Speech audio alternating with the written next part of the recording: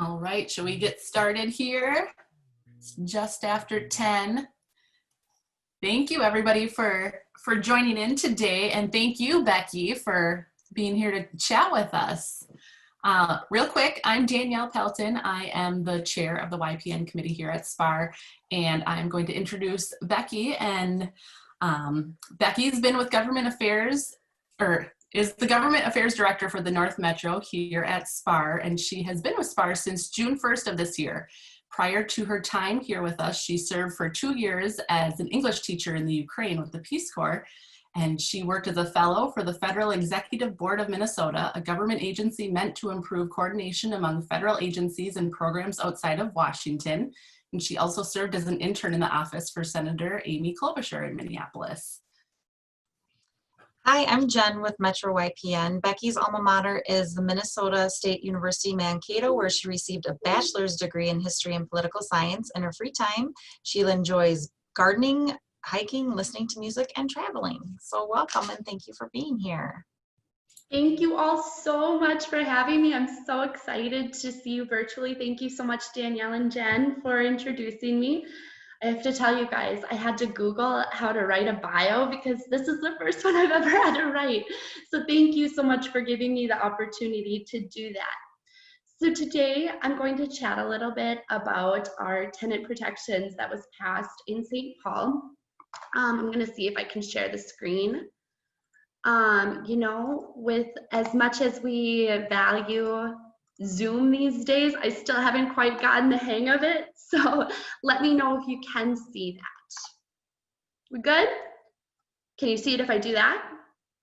Yeah, all right, we did it. Good deal. All right, so again, speaking about the St. Paul tenant protections, also known as S.A.F.E tenant protections.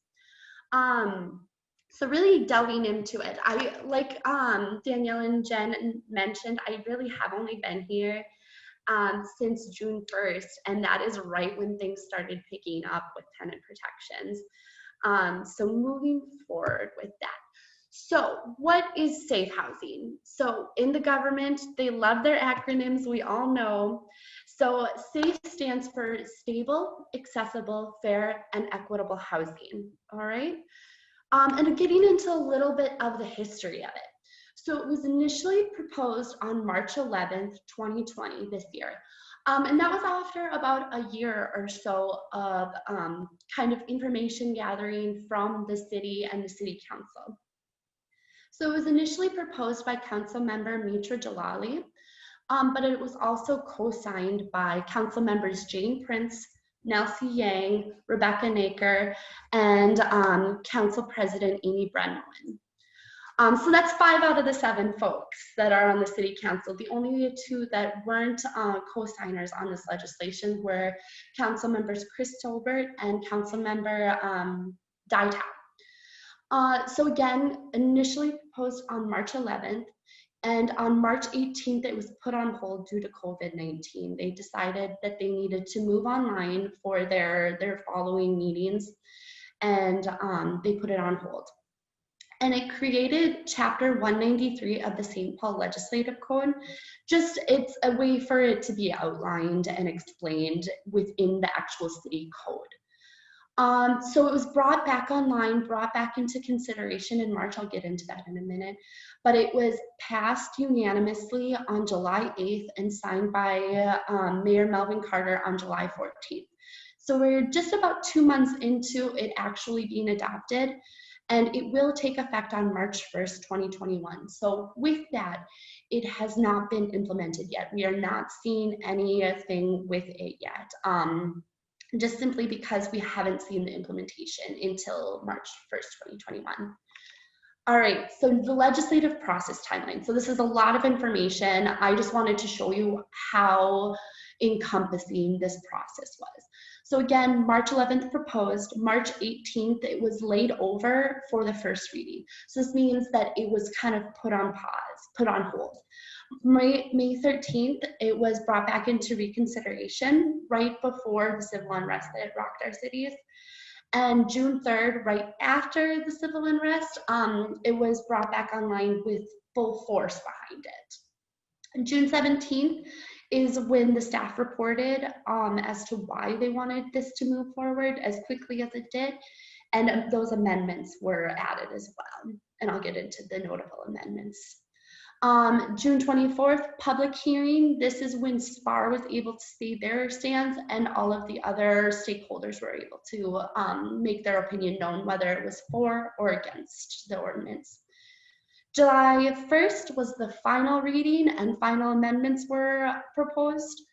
Finally, on July 8th, those final amendments were approved and the ordinance was adopted.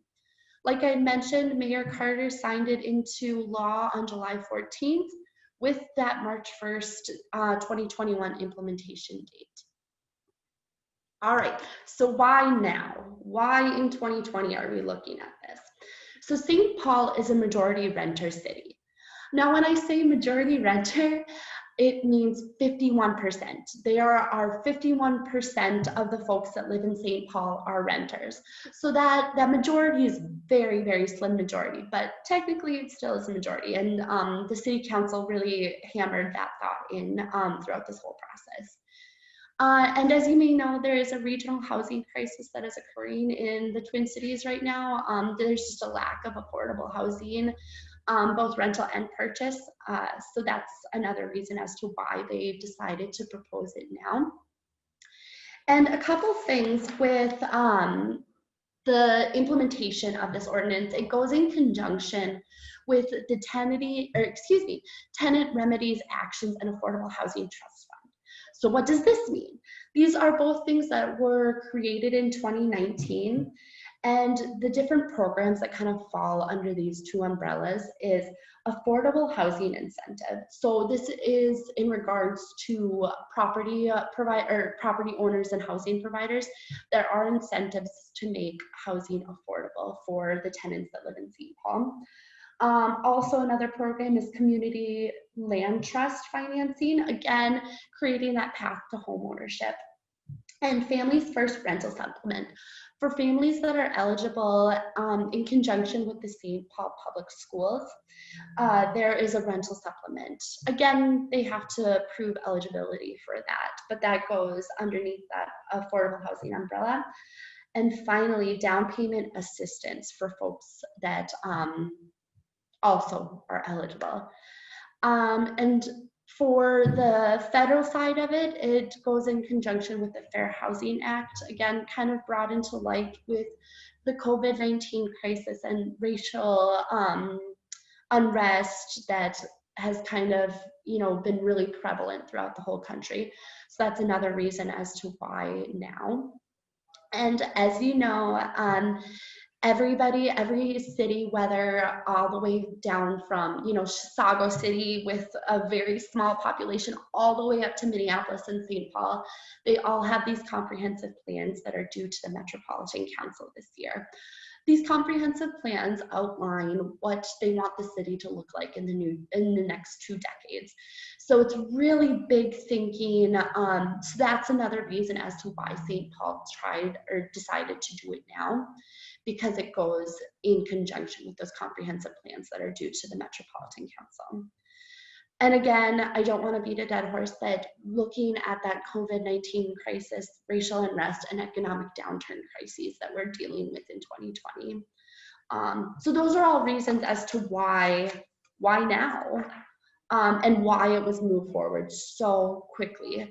Again, had it been a different year, had it not been this crazy, crazy year that we're in right now, we probably could have delayed it a little bit more, but just with how things played out this year historically, that is why we saw it push forward.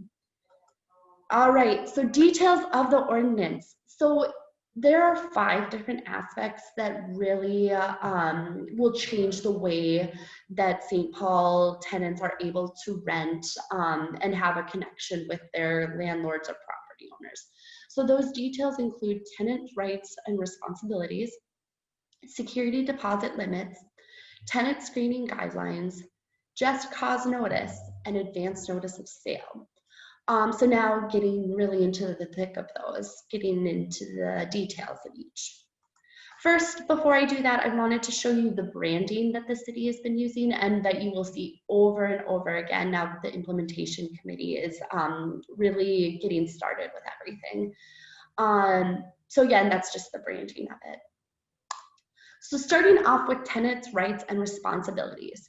This ensures that tenants and landlords know rights, responsibilities, and resources. It essentially just makes sure everybody is on the same page for everything that is needed and resources that are available. Packets and posters are to be made available. This is both online and tangible material items, and information that needs to be included. Community organizations, government departments, and nonprofits that all support housing stability, seeking legal advice in regards to housing, and other topics related to housing needs. So this is everything that could possibly be needed by both renters and landlords. And this is expected to be given at the signing of the lease or when that contract has begun. And it must be provided in different languages since St. Paul is a very multicultural city. Those other languages that are mandated, so English, of course, Spanish, Hmong, Karen, English, or excuse me, I mentioned that, and Oromo. So moving forward, so security deposits, part 2 of this ordinance. So there is now a limit on security deposits. So landlords are not able to charge more than 1 month's rent for a security deposit. All right, and again, that's subjective. It depends on what the lease states, but again, not more than 1 month's rent. And according to Minnesota statutes, those security deposits must still accrue interest at 1% a year. And the property owner must return security deposits within 3 weeks. Again, these things have been standard operating procedures since about 2003 when they were made state statutes, but it's just reiterating that in the ordinance. All right, so now kind of getting into the juicier, more interesting aspects of this. So tenant screening guidelines. So it creates uniform screening guidelines for criteria in use of rental, criminal, and credit history especially. So there are many different things that cannot disqualify a candidate anymore. So going into criminal history. So different aspects include arrests that did not result in conviction, diversion or deferral of judgment. That kind of just means that the decision is still being made. It's in pre-trial or it's in consultation with lawyers. So kind of in that pre-trial aspect. Expunged crimes. Crimes that are no longer illegal. Of course, one that comes to mind is marijuana usage. So if Minnesota were to change their stance on the criminalization of marijuana, if somebody had a crime or a conviction on the basis of marijuana, they would no longer be able to use that as a disqualifying aspect. Juvenile crimes, any crime that's committed before the age of 18, petty misdemeanors, and any crime related to traffic events. This includes speeding tickets all the way up to DUI or DWI, as long as it's not in conjunction with another conviction. All right, misdemeanor or gross misdemeanor older than 3 years, felony crime older than 7 years, and a violent felony crime older than 10 years. So if it's within those time periods, you can still use those as disqualifying factors. But if it's outside of those guidelines, those time-bound guidelines, they are no longer able to use those as disqualifiers. All right, moving on. Sorry, I know this is a lot of information, but very important information. All right, credit history. So landlords are no longer able to use credit history as a disqualifier by itself. It needs to be in conjunction with something. This also goes in tandem with insufficient credit history, no longer a disqualifier. Rental history, if an eviction occurred within 3 years, landlords are still able to use that to reject an application. If it's past that 3 years, no longer eligible to do that. Insufficient rental history, again, a little bit of a subjective aspect, just because insufficient can be determined in many different ways, but again, no longer able to use that. And standard operating procedure has been, for minimum income, has been 2.5 times the rental amount. So let's say my rent is $1,000. I need to make $2,500 a month for that. And now it is stated within the ordinance that there needs to be exceptions for this. So with that, landlords are still able to use this as a deciding factor, but they need to have reason as to why they're doing it, and they need to have compromise with it. All right, so the one you've probably heard the most about, just cause notice. So this means that a landlord may not early terminate or not renew a lease unless there's proof of just cause. And notice of termination or non-renewal is required that must be written, and you must have evidence to prove this in a court of law. All right, so what does just cause mean? What are the just cause reasons?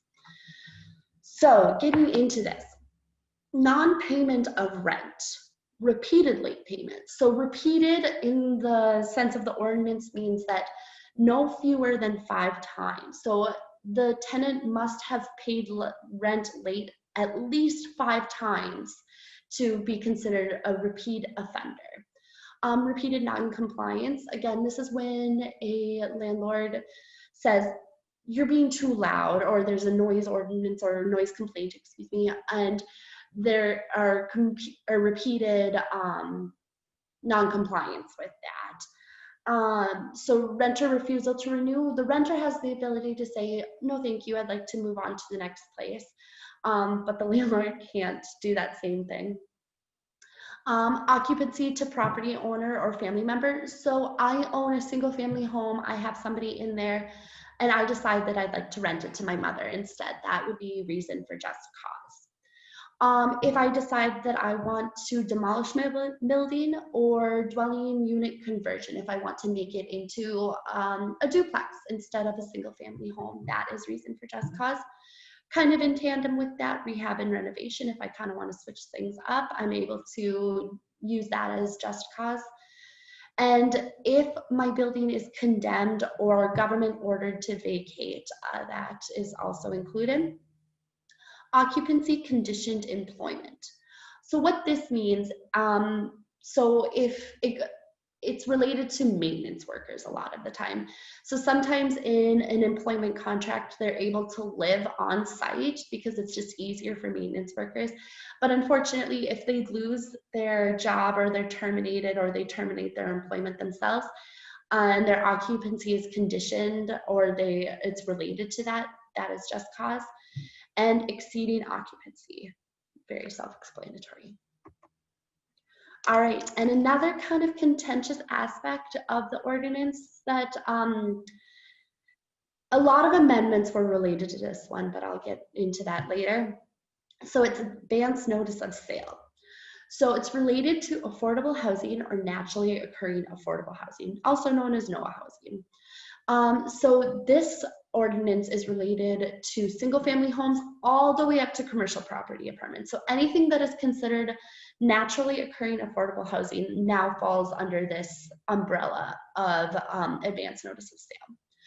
So what this means is that a property owner must notify both the director of Department of Planning and Economic Development within the city and all tenants that live in their building, whether it's one single family or multiple families. They need to notify these folks 90 days in advance that the property is being made available for sale. So they need to notify the city and tenants during this time frame so that tenants have the opportunity to get funding together in order to purchase this naturally occurring affordable housing and keep it NOAH housing. And again, must be made available in those different languages and must be in written form. So what does a naturally occurring affordable housing mean? So it really goes in conjunction with AMI, or Area Median Income Guidelines. So affordable housing, as it's defined in the ordinance, is a single family home or rental building where at least 20% of units for rent are at an amount that is affordable. So what is considered affordable? Well, as defined by the ordinance, it's at 80% of that AMI. And this changes yearly. It's all federally mandated. So for that, in St. Paul, you can see that it's right at this 80% line.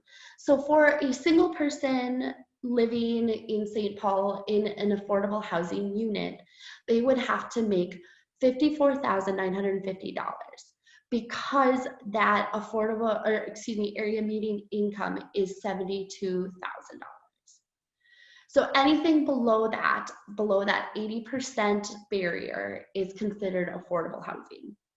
So that means that if 20% of the units in a NOAA housing or in a housing unit is below that 80% barrier or that guideline, it is considered affordable housing. Okay? Sorry, a lot of numbers thrown at you, but it is important as to know the definition of affordable housing. All right, so relocation assistance.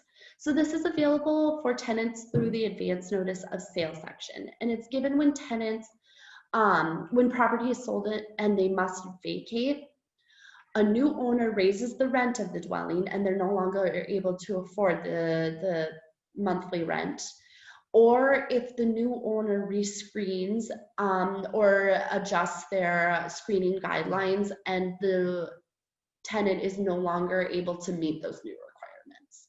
So that relocation assistance is then required to be paid to the tenant by the new property owner. All right, continuing on with notice of sale of affordable housing. So the new owner must deliver notice to tenants in written form. And again, just reiterating that it includes if qualifications change and if rent is raised, and just cause is still applicable with the new ownership. So timeline, I decide that I want to sell my property. I must give the tenants and the city notice 90 days prior.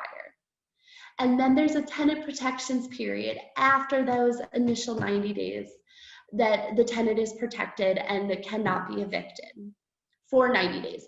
So that's a total of 6 months in which the tenant is protected at this point. And then just cause is still applicable with new ownership. So even though I'm a new owner and I don't know these tenants very well, I still have to provide just cause when I want to remove the tenant or evict the tenant. It still needs to be admissible in a court of law. All right, and consequences for non-compliance. So criminal prosecution, administrative fees, relocation assistance fees, again, I already spoke about that, and cost of lawsuit, arbitration, or attorney's fees. So it can get to be very, very expensive if there's non-compliance. And I just want to point out that this does not include mutual termination if both the landlord or property owner and the tenant decide that this is no longer favorable. It's no longer favorable for either of them. And they mutually decide to terminate the lease before the end date, it is still fine. So no consequences for that. All right, and some notable amendments. So I had mentioned that advance notice of sale kind of was all over the board with this one. There were many amendments on this one in particular. So initially, the ordinance was proposed with triplexes and above having to give that advance notice of sale. And then it was amended to include fiveplexes and above, so all of those commercial properties. And then it was amended to include single family homes and above that need to give that 90 days advance notice of sale. And that is what it was adopted as. So again, this includes all housing types that are considered affordable housing. They must give that advance notice of sale. The definitions changed a lot. There were a lot of clarifying definitions. Again, the most notable is what is considered affordable housing. And initially, the implementation date was meant to be January 1st of 2021. It was then proposed for July 1st of 2021, and that March 1st was a compromise. And then, of course, some cleanup amendments, just with grammar, making things more clear, not really changing the spirit of the ordinance, but amendments nonetheless. All right, and back in 2019, I just want to point out that our sister city across the river also passed rental protections. So we call ours tenant protections, they call it rental protections. So it was passed in 2019, back in September, and then implemented on June 1st for properties with 16 or more units, so those larger properties. And we're set to have December 1st for properties with 15 or fewer units. Some key similarities between the two: criminal, rental, credit history, and income levels, they're all pretty much the same, all changing those criteria for that. Have that security deposit cap of 1 month's rent. Again, advance notice of sale of 90 days for affordable housing. And I know I'm kind of hammering this in, but I really want to point out that this is for affordable housing. So not all folks that have rental units need to report that they are selling their property within those 90 days. It's only for naturally occurring affordable housing. And relocation assistance, again, similar with Minneapolis, and those education materials. Now, our key differences: the advance notice of sale units. So this is a key difference because Minneapolis only has 4plexes and above that have to have that advance notice of sale notice. And with us in St. Paul, it's all of the units. And Minneapolis has decided or had decided to remove their just cause section. So they don't have anything in regards to just cause. So ours is a little bit more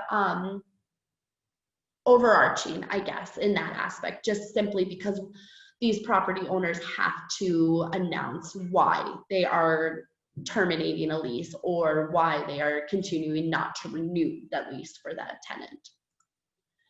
All right, so I just wanted to point out, you don't have to read all of these, of course, but I just wanted to show you just how many organizations were involved in the drafting of this ordinance and the implementation. They will be involved in the implementation of the ordinance. So number one, of course, us, we were there with it.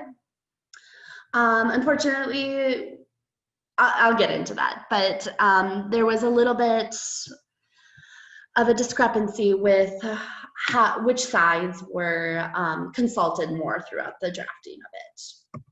All right, so positions on tenant protections.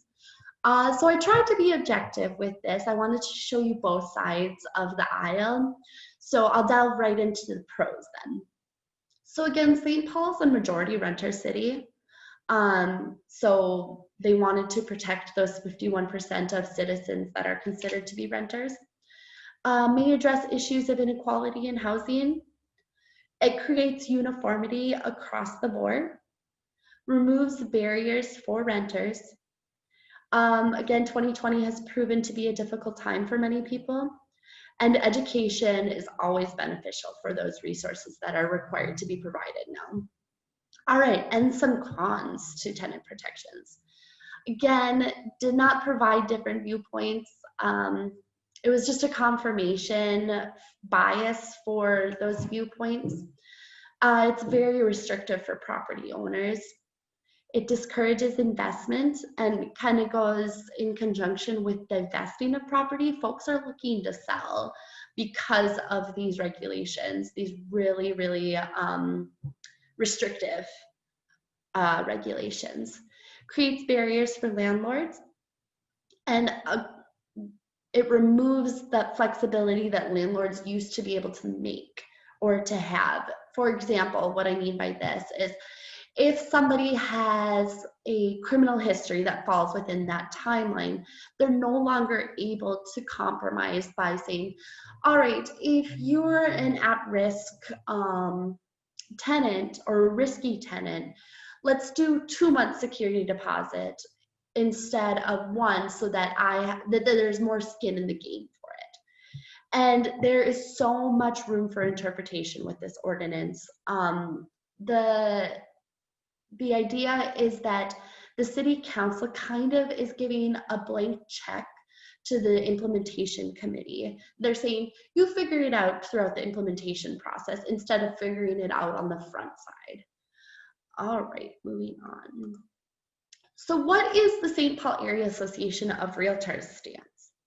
So there are going to be many unintended consequences of this ordinance, just simply because we were not a stakeholder and property owners were not stakeholders in the drafting of the ordinance. So now with the ordinance being adopted, we're not able to change it. We're not able to amend it any further. And because they moved it forward so quickly, we were not able to iterate those unintended consequences of this. Again, going with that, we're not consulted prior to the adoption, and it's an intrusion on fundamental property rights. You know that selling, owning, and renting are the most important aspects of property rights, and this is going to inhibit that quite drastically. And it's going to decrease investment in the city. People are looking to get out of the city just because it's so draconian with its regulations, or they're just simply looking to not invest in general. And it reduces incentive to rent to risky tenants. Again, I had mentioned this before, but folks just may say, oh, it's not worth the risk anymore. There's no skin in the game anymore. I'm not able to choose this person because they are risky. And it gives tenants too many liberties while taking away too many from the landlords and housing providers. It tips the scales too far in the tenant's favor. All right, so what has SPAAR done to help with the Tenant Protections Ordinance and to make members' voices heard? So we've sent multiple opposition letters stating the different aspects of the ordinance that we agree with, because there are some parts that are great. Again, I mentioned education. You can never have too much education, and it's great to know the resources, both for landlords and tenants.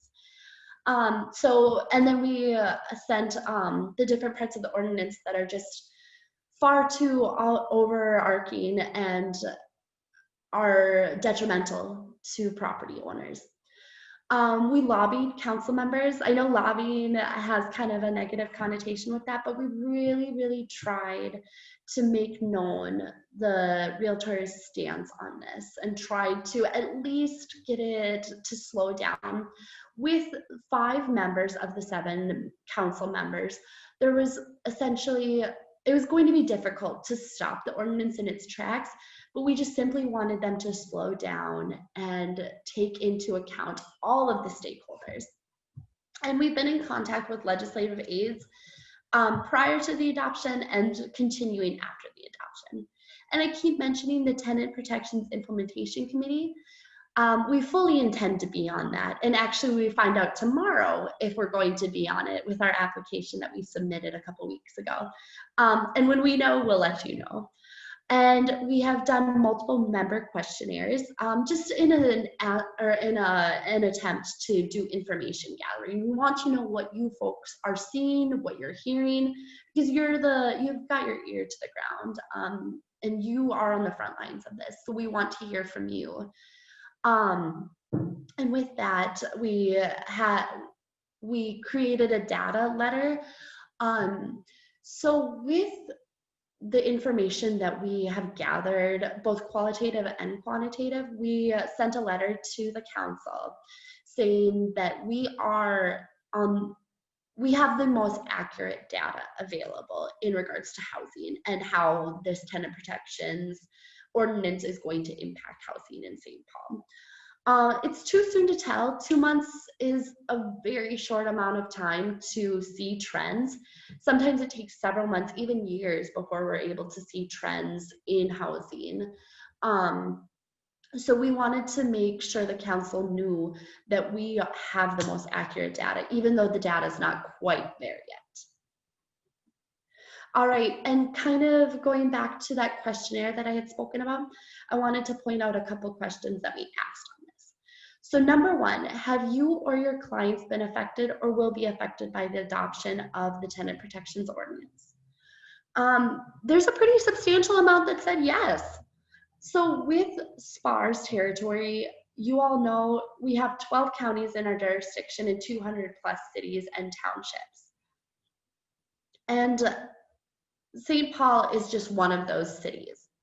So it's not going to affect everybody. It's not going to affect every single one of the 7,500 SPAAR members, but it is going to affect a good chunk, and a good chunk that live in the St. Paul area or have property in the St. Paul area. All right, and question number 2. Have you heard of landlords, property managers, or property owners looking to sell their property as a result of the St. Paul Tenant Protections Ordinance? That resounding 80% is enough to make a difference, I believe, for the city. They should have looked a little bit closer at this, because there are going to be those unintended consequences that were spoken about before. And some testimonials that we collected from members. So I'll just quickly go through these. So number 1, the ordinance strips landlords of their rights to protect their investment. It also robs current residents of their right to safety. Number 2, several clients sold all St. Paul property as soon as they could. Number 3, everyone we know has or is selling their rentals in St. Paul, and they are usually sold to owner occupants. Fewer rental homes will mean higher rents. And the last one there, profits in the big cities are already thin, and with the increase in property taxes and insurance costs due to the riots and looting, many landlords will just exchange their St. Paul homes and buy in the suburbs where taxes are lower and and homes are newer. So as you can see, those are some really interesting testimonials from your fellow SPAAR members. And they're very serious. It's going to have many, many consequences. And St. Paul is going to see a downtick in rental property and an uptick in those in the rent amounts. And going on, so I wanted to chat a little bit about the Office of Financial Empowerment. So this is a city office that was created in 2019, and it's the office that's devoted to fair housing strategies, decreasing housing displacement, and increasing housing access. And it's going to work with local institutions, government, and nonprofits with the focus on fair housing, wealth building, and financial education.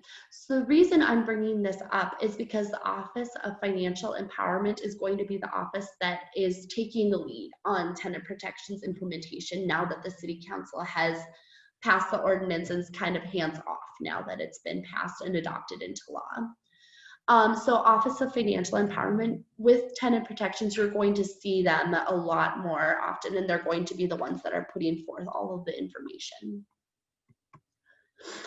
And they are the ones that are in charge of the Tenant Protections Implementation Committee.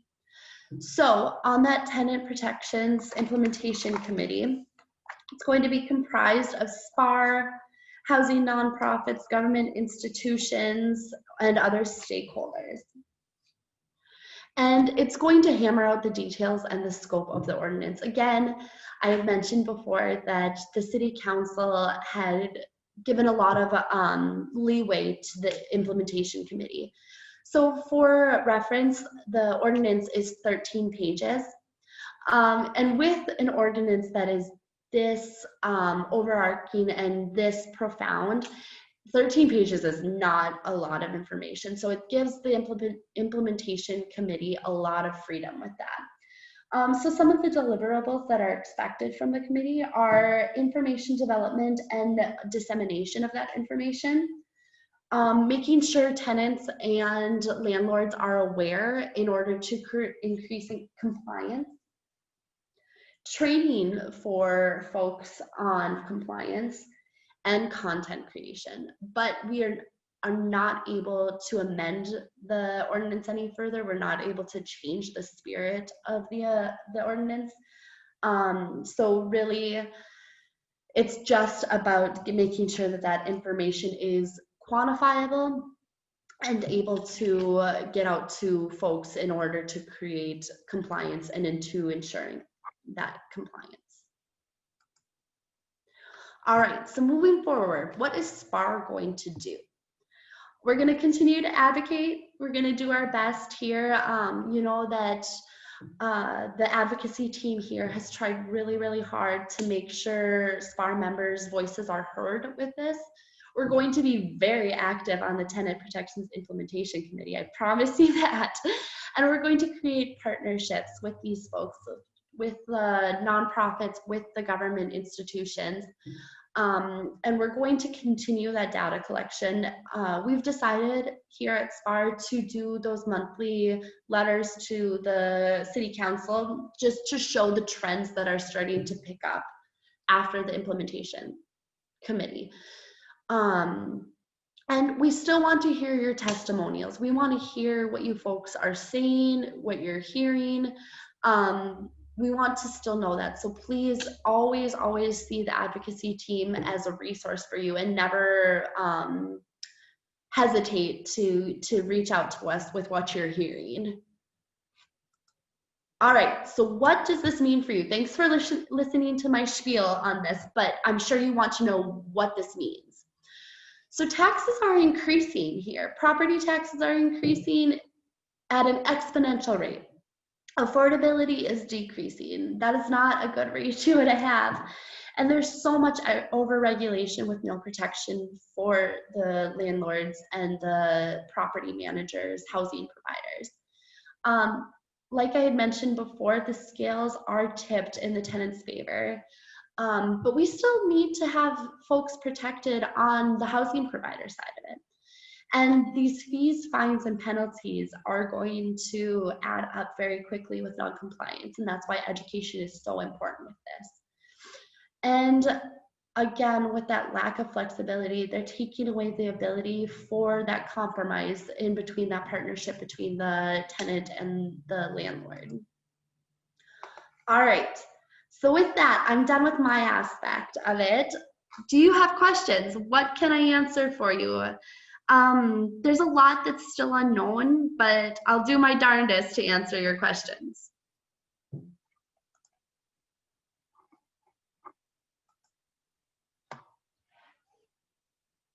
Anything?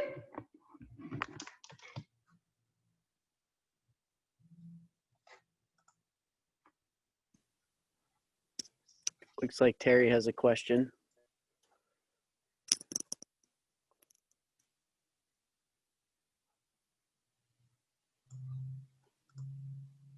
Does it include no lease or no month-to-month? You know, that is something that has not been decided yet in the council, or at least I haven't seen that aspect of it. But it is, I believe it has to be decided in the committee. And then Terry also asked, must we rent to sex criminals? So felons that are convicted of violent crimes, including sex crimes, that falls within that 10-year period. So if the crime was within 10 years, that is still eligible for disqualification. If it's outside of that 10-year period, you cannot use that to disqualify anyone. And Terry is also wondering if he can get a copy of this excellent presentation. Yes, absolutely. I will get that to Luke so he can get that sent out.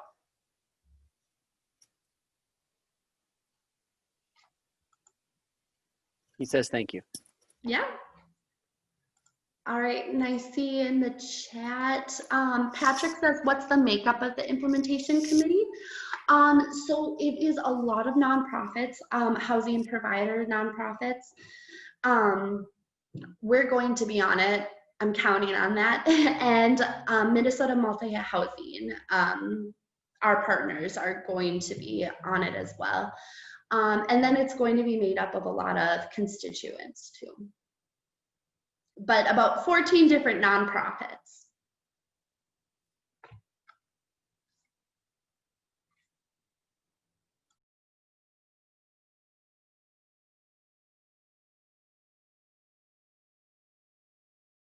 Any further questions? That's all you've got for me?